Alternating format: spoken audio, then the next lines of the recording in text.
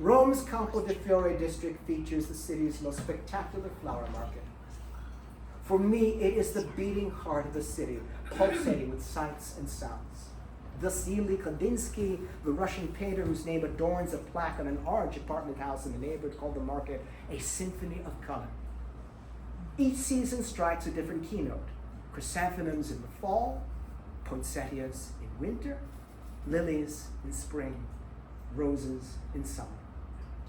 Campo De'Fiore literally means field of flowers. At least twice in the past 22 centuries, this market has been a meadow. Even now, I feel it is a country fair in the middle of the city. We Romans always enjoy this bucolic retreat, but never let its fragrance cloud our judgment.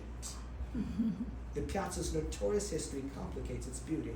Blood, not fertilizer, has made its roses bloom. Until the late Republic, the district between the Tiber and the Temple of Venus remained underdeveloped due to frequent flooding. Fortunately, as I have learned over the centuries, politicians always pursue public works to buy votes. When Pompey the Great built a sports complex in the Lago di Torre, Argentina, he converted the scrub and muck into a proper lot for spectators and vendors. At the dedication, Rome's most glamorous prostitutes, meretrices, tossed red roses to the cheering crowds. The diaphanous gowns and jeweled anklets made my heart bloom, among other things. Pompey called the site Campus Floralis, after Flora Primavera, the Roman goddess of spring and flowers. That, at least, is what Victorian classicists claim. Most likely, Pompey was honoring Flora Meretrix, Rome's greatest courtesan, who never allowed Pompey to leave her bed without showering with petals and biting his ear. Until the Vandals sacked Rome in 45 AD, florists and butchers, prostitutes and loan sharks plied their trade in this open-air market. After the city fell, the fairgrounds reverted to a field. Borage and yarrow ran amok. For 1,000 years, the poor planted vegetable and flower gardens and fought a losing battle with hares and badgers. Then in the mid-1400s, Pope Callistus III reorganized and paved the entire district. During this renovation, many elegant buildings were constructed, such as the Palazzo Orsini and the Palazzo della Cancelleria. Once the era was restored, cardinals and ambassadors socialized here. The rich established a thriving horse market held every Monday and Saturday. Hotels and inns, taverns and restaurants, studios and workshops sprung up overnight. Sometimes I sent my secretary, Antonio de Renzo, to shop for me. He bargained surprisingly well. As Rome's only churchless plaza, that's true, it's the only piazza in Rome without a church, and I think there's a reason for that. Campo De'Fiore was consecrated to commerce.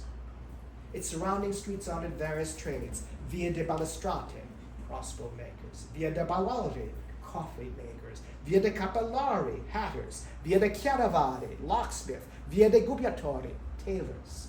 However, there's never a Via de Fiorari dedicated to florists.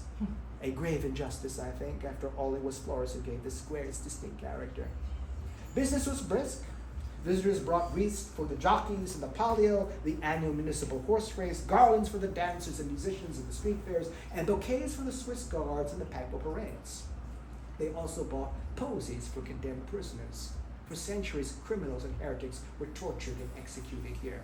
Some were hung, others were drawn and quartered or thrown into kettles of boiling oil. Most perished at the stake.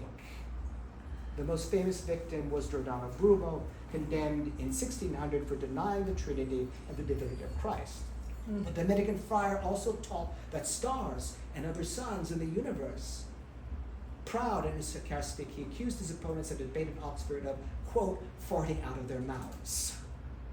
The authorities were determined to muzzle him. After the death sentence was passed, Bruno's jaw was clamped shut with a metal gag. His tongue was pierced with an iron spike, and another iron spike was driven into his palate. With his mouth padlocked, Bruno was driven through the streets, stripped naked, and burned at Campo De'Fiore. Spectators stopped their noses with rose petals or threw lavender springs, and the flames that killed the stench. That is historically accurate. That's what happened. 19th century liberals made a martyr of Bruno. When Pope Leo XIII denounced Freemasonry, the Grande Oriente d'Italia decided to honor Bruno with a bronze statue. The monument was unveiled to defiant applause on June 9, 1889, in Campo De'Fiore. The inscription reads, Bruno, il secolo è lui divinato, qui dove il rogo arse. To Bruno, from the century he foretold, here, where the stake burned. The quickest way to get there is across the Piazza di Trevi. Bruno's statue stands at the center of the square on the exact spot of his execution. It faces a popular restaurant called, and I'm not making this up, La Carbonara. The house specialty is maialino arrosto, roast pork.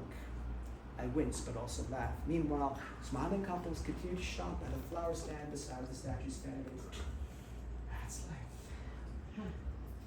Morals complained because people flirted and haggled as Bruno's ashes fell like charged petals on Campo De'Fiore. Historians sigh because all glory passes away like a meadow.